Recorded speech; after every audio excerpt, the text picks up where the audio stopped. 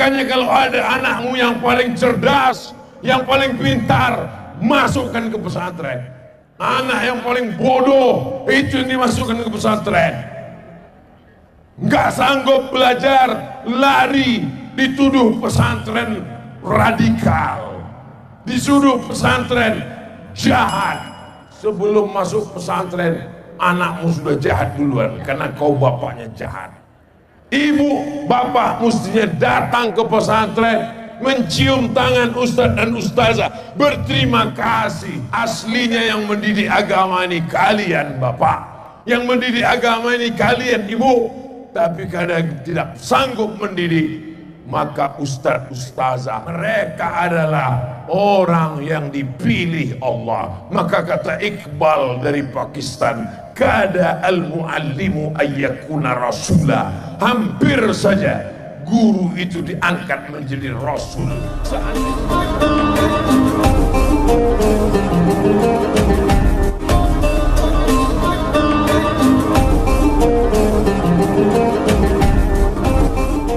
Alhamdulillah, di tempat lain ketika ditanya orang, anak kamu di mana?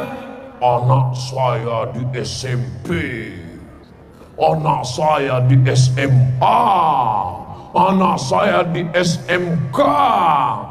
Anak kamu di mana? Ya, di pesantren.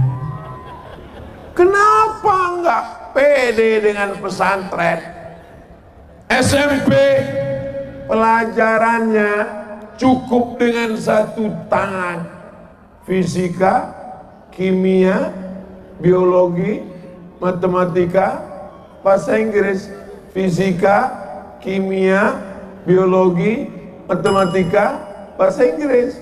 Tapi anak ibu, anak bapak dia takwa, bahasa Arab, nahwu, sharaf, balaghah, ma'ani, bayan, muhadasah, mufradat, mutalaah, tafsir, ulumul Quran, hadis, mustalah hadis, rijalul hadis, fikih, usul fikih, tajwid, tahsin, arud khawafi, hafalan Quran. Habis jari tangan, habis jari kaki, belum habis mata pelajarannya. Hebat anak pesantren apa hebat anak luar? Pesantren. Makanya kalau ada anakmu yang paling cerdas, yang paling pintar, masukkan ke pesantren. Ini anak yang udah nggak lulus SMP, nggak lulus SMP negeri, nggak lulus SMP swasta, baru kirim ke pesantren. Anak yang paling bodoh, itu yang dimasukkan ke pesantren. Nggak sanggup belajar, lari, dituduh pesantren radikal, disuruh pesantren jahat. Sebelum masuk pesantren, anakmu sudah jahat duluan, karena kau bapaknya jahat. Betul? Oh, betul katanya. Nih anak yang cerdas-cerdas, yang hebat-hebat. Dari warna topinya aja beda. Ini kalau kepalanya ini isinya banyak Al-Quran, begini topinya ini putih. Ini topi isi kepalanya Al-Quran semua ini insyaallah. Kertas sama-sama dari bubur kayu, tapi kalau dia nasibnya macam-macam kertas. Ada kertas yang nasibnya cuman di atas meja makan. Habis makan dia jadi pengusap mulut artis, tetap dibuang ke tong sampah. Tapi yang paling malang kertas yang masuk ke toilet. Habis ada dia dipakai. Sama-sama kertas, pabriknya sama, asalnya sama, tapi ada kertas yang paling mulia, kertas yang ditulis di atasnya Bismillahirrahmanirrahim, Yasin wal Qur'anil Hakim. Ada yang berani membuat kertas itu untuk lap mulut? Enggak ada. Siapa yang berani? Mari kemari, biar saya lapor ke polisi penistaan agama. Ada yang berani membuatnya masuk ke dalam WC? Enggak berani. Padahal kertasnya sama. Kenapa dia menjadi mulia? Kepala anak bapak mulia, kepala anak ibu mulia. Jangan kotori dengan makan riba, makan sogok, makan haram. Siap jaga anak-anak kita? Di pesantren Al-Taqwa, anak ini diajarkan, anak perempuan pakai jilbab, anak perempuan bajunya panjang.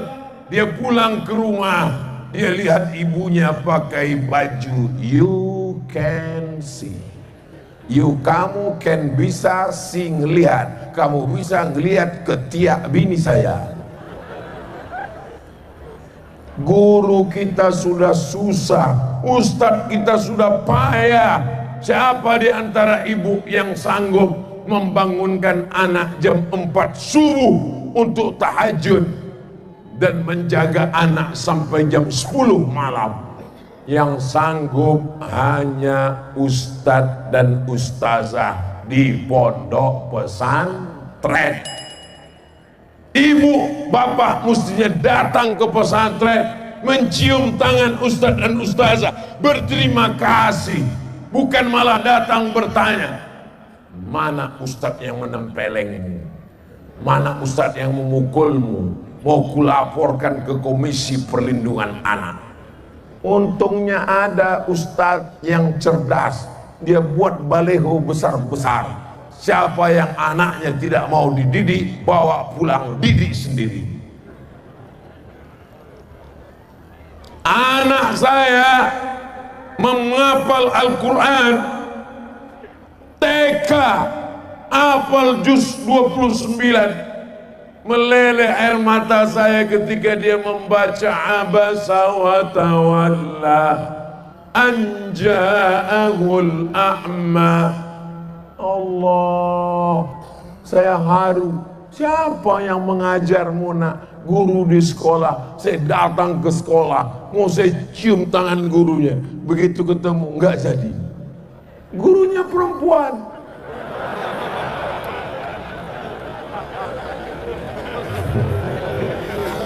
Jadi bapak nanti sebenarnya yang mengajar sholat, yang mengajar puasa, yang mengajar zikir bapak, yang mengajar pakai jilbab, yang mengajar pakai mukena ibu. Tapi karena kalian sibuk, wahai dokter spesialis, kalian sibuk, wahai TNI Polri Jenderal, kalian sibuk, wahai PNS BUMN, maka ustadz dan ustazah lah yang mendidik. Jangan kalian sangka pesantren ini laundry, bawa pakaian kotor, baju busuk, cuci, besok ambil cium, kalau bau tidak rapi, ngamuk-ngamuk. Ini bukan laundry, ini tempat pendidikan agama. Aslinya yang mendidik agama ini kalian bapak, yang mendidik agama ini kalian ibu. Tapi karena tidak sanggup mendidik, maka ustadz ustazah adalah saudara kita. Mereka bukan karyawan, mereka bukan pegawai, mereka adalah orang yang dipilih Allah. Maka kata Iqbal dari Pakistan, kada al-muallimu ayyakuna rasula. Hampir saja guru itu diangkat menjadi rasul. Seandainya ada rasul nomor 26, mereka adalah guru-guru. Tapi karena rasul terakhir adalah Nabi Muhammad, mereka tidak diangkat menjadi rasul karena mereka mendidik anak-anak kita. Jelas? Doakan nanti malam, mudah-mudahan ustadz dan ustazah kita sehat walafiat. Kiai kita panjang umur supaya pondok ini tetap jaya, sehingga Indonesia terjaga, terpelihara dari aliran sesat. Baldatun thayyibatun wa rabbun ghafur. Itulah yang dapat disampaikan Ustadz Abdul Somad malam ini. Malam ini puncaknya bukan tausiahnya, bukan tablik akbarnya, tapi puncak adalah pada doanya. Mari kita aminkan doa guru kita. Mudah-mudahan doa ini menenangkan hati kita. Yang hadir semua keluarganya sakinah, mawaddah, warahmah. Anak-anaknya soleh dan solehah. Negara Kesatuan Republik Indonesia baldatun thayyibatun wa rabbun ghafur. Terima kasih segala perhatian. Mohon maaf segala kesilapan. Saya tutup dengan pantun penutup. Menangkap puyuh di Bukit Selasih. Thank you dan terima kasih. Wassalamualaikum warahmatullahi wabarakatuh.